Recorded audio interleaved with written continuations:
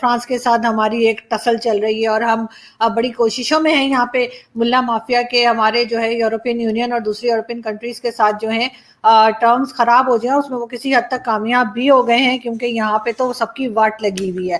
لیکن اس کے اوپر مجھے ایک جوک یاد آیا کہ فرانس کو تباہ کرنے کی باتیں ہو رہی ہیں، جی فرانس کو ہم یہ کر دیں گے، فرانس کو ہم وہ کر دیں گے، کہ ایک جاہلوں کا ایک گاؤں تھا، اس میں سارے جاہل رہتے تھے اور انہوں نے سوچا کہ وہ امریکہ کو تباہ کر دے. اس کے لیے انہوں نے گولا بارود بم یہ سب کچھ جمع کر کے اور وہ بم چلا دیا. اس سے ہوا یہ کہ آدھا گاؤں اڑ گیا اور جو جاہلوں کا سردار تھا وہ بھی کہیں دور جا کر گرا، اور جب وہ اٹھا تو اس نے اپنے کپڑے ایسے ایسے جھاڑے اور اس نے کہا کہ دیکھو جی ہمارا یہ حال ہوا ہے تو امریکہ کا تو پتہ نہیں کیا حشر ہو گیا ہوگا ہمارے بم سے.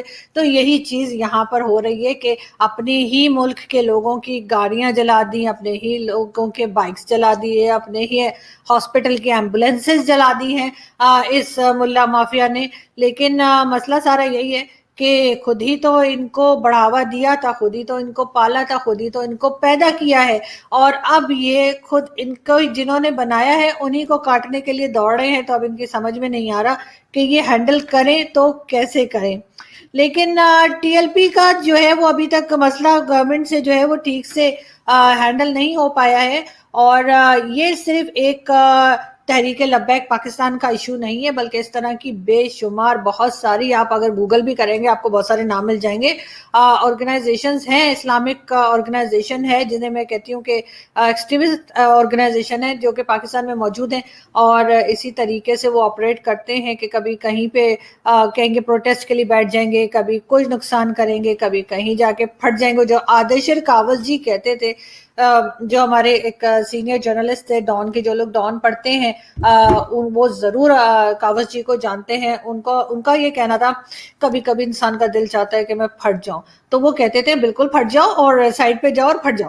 لیکن سارے لوگوں کو لے کے کیوں پھٹ جاتے ہو بھائی؟ یہ جو سوسائڈ بامرز ہوتے ہیں ان سے تو بس اوپر والا ہی بچائے. تو آپ جانتے ہی ہیں کہ پتہ نہیں، میں نے کئی بار پوچھا ہے کئی اپنے شوز میں جو میں ٹی وی سے بھی کیا کرتی تھی، اور جو کوئی اگر مولانا کوئی آ جاتے تھے کہ بھائی یہ سارے میجورٹی سوسائڈ بامرز یہیں سے کیوں نکلتے ہیں، تو وہ اسلامک کنٹریز سے ہی کیوں نکلتے ہیں، تو وہ پھر اس کے خیر کوئی خاص جواب نہیں دے پاتے تھے، سارے آئیں بائیں شائیں کر کے نکل جاتے تھے. لیکن ہمیں اس چیز کا پتا ہے کہ جب دنیا کے ساتھ بات کرنی ہوتی ہے تو اویلیبل پلیٹ فارمز ہوتے ہیں، کوئی گلوبل نارمز ہیں، کوئی لا آف ٹریٹیز ہے جو ہم نے اقوام متحدہ میں سائن کیا ہوا ہے.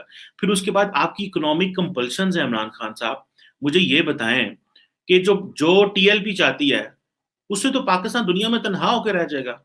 ان لوگوں کو انٹرنیشنل پالیٹکس کی سمجھ ہی نہیں ہے. ان لوگوں کو چھوڑے جو ہماری پارلیمنٹ میں بیٹھے ہوئے ہیں، ان کی سکولنگ نہیں ہے انٹرنیشنل پالیٹکس کی. ایک پارلیمنٹیرین تھے، ان کو میں سن رہا تھا، وہ کہہ رہے تھے کہ جی پاکستان میں آپ ایسے کریں کہ آپ فرانس سے تعلقات ختم کر دیں اور جتنا پاکستان کا نقصان ہوگا میں پورا کر دوں گا. اب آپ امیجن کریں اگر اس طرح کے مائنڈ سیٹ کے لوگ پاکستان کی پارلیمنٹ میں ریپرزینٹ کر رہے ہیں تو وہ کیا اسکول آف تھاٹ ہمارے ملک کو دے رہے ہیں، وہ کیا لیڈرشپ ہے جو ہمارے پاس ہے. یہ بہت بہت بڑا اس وقت جو ملک کے اندر کرائسس ہے، اور آئندہ آنے والے دنوں میں ریاست پاکستان کو ڈٹرمن کرنا پڑے گا.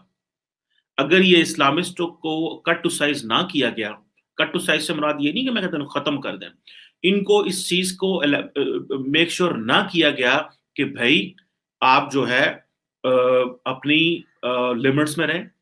آپ کو پتا ہونا چاہیے کہ دنیا جو ریاست ہوتا ہے وہ دنیا میں کس طرح ڈائلاگ کرتی ہے، اس کے کیا پروٹوکولز ہوتے ہیں، کیا ٹریٹیز ہوتی ہیں، کیا ایگریمنٹس ہوتے ہیں، ٹریڈ کیا ہوتی ہے.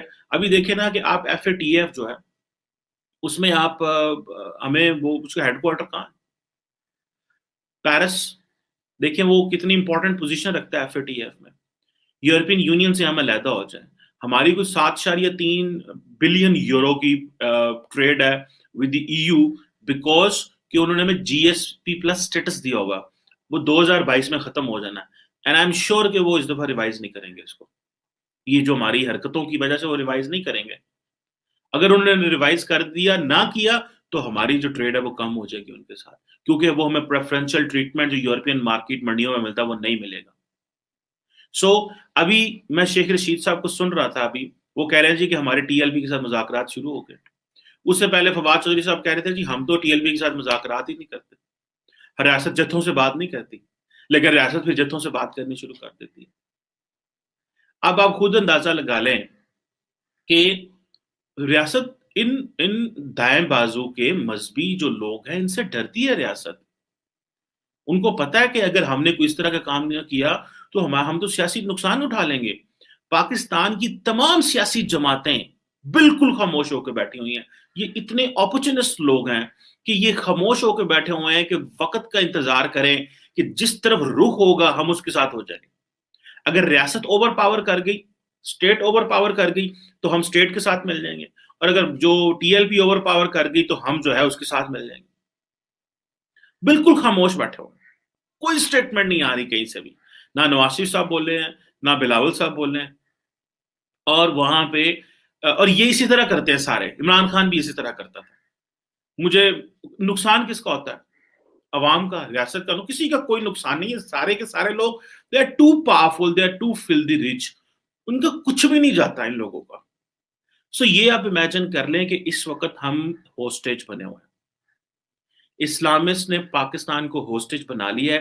یہ اتنی بڑی جنگ ہے کہ میں as a Pakistani, as a true Pakistani, میں اس طرح کی چیزوں کے لیے آواز اٹھاتی رہوں جو پاکستان میں غلط ہو رہی ہیں، اور تاکہ پاکستان جو ہے وہ اس کے اوپر ٹھیک سے سمجھ سکے، کام کر سکیں، اور ہم بھی دوسری کنٹریز کی طرح آگے بڑھ سکیں۔ لیکن بڑا مشکل لگ رہا ہے کیونکہ ایسے لوگ بہت کم ہیں جو یہ بات کرتے ہیں، اور ایسے لوگ اس سے بھی زیادہ کم ہیں جو اس بات کو صحیح سمجھتے ہیں، کیونکہ میجورٹی تو یہی صحیح مانتی ہے کہ کس طرح سے جس طرح سے یہ ملا مافیا بات کرتے ہیں، جس طرح سے ملا مافیا نے پاکستان کا حال کر دیا ہے۔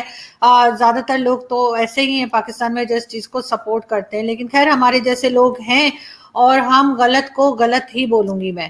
جو چیز غلط ہوگی اس کو میں غلط ہی کہوں گی، اور ویسے بھی ہسٹری جو ہے وہ غلط کو غلط کہنے والوں کی بنتی ہے، جوتے چاٹنے والوں کی نہیں۔ تھوڑا سا اپنے دماغوں کو کھولیں اور تھوڑا سا اس جہالت میں سے نکلیں، اس لیے کہ دوسری کوئی اسلامک کنٹری ایسی نہیں ہے جو کہ اس طرح کی باتیں کرتی ہے، اس طرح کی جہالت ان کے ملا دکھاتے ہو جو پاکستان میں دکھایا جاتا ہے۔ اور ساتھ ہی ایک چیز اور کہ اور کوئی اور کنٹری جو ہے شاید وہ اسلام کے نام پہ نہیں بنی، لیکن یہ پاکستان ہی ہے جو اسلام کے نام پہ بنا ہے۔ لیکن یہاں پہ جس طرح کی چوریاں، کرپشن، ریپ، بچوں کے، بڑوں کے، ہر طرح کی چیزیں ہو رہی ہیں، تو اس پہ ہمیں شرم آنی چاہیے۔ اور جس طرح سے ہم مائنورٹیز کی بچیوں کو اٹھا کے لے جاتے ہیں اور اس کے اوپر بھی ہمیں کوئی شرم نہیں آتی، تو میرا خیال ہے کہ پتہ نہیں جن لوگوں نے یہ اسلام کے نام پہ ملک بنایا تھا، اگر وہ ابھی ہوتے تو شاید وہ لوگ اپنا سر پکڑ کے بیٹھے ہوتے اور کہتے کہ ہم نے کس جاہل قوم کے لیے ملک بنا دیا جس کو کسی بات کی سمجھ نہیں ہے، جو دنیا کے ساتھ چل نہیں پا رہی، نہ اکانومی میں، نہ ایجوکیشن میں، نہ ہیلتھ سیکٹر میں۔ ان کو صرف اور صرف سارے ٹائم یہی رہتا ہے کہ کس کو پکڑ کے مسلمان بنا دیں اور کس کو پکڑ کے ریپ کر دیں۔ یہی چیز یہاں پہ چل رہی ہے، اور وہ دن دور نہیں، اگر یہی کچھ ہوتا رہا اور اس چیز کو کنٹرول نہ کیا گیا تو وہ دن دور نہیں جب پاکستان میں جس طریقے سے ریپس ہو رہے ہیں بچوں کے اور بڑوں کے اور ہر طرح کے، تو ہم نمبر 1 پہ آ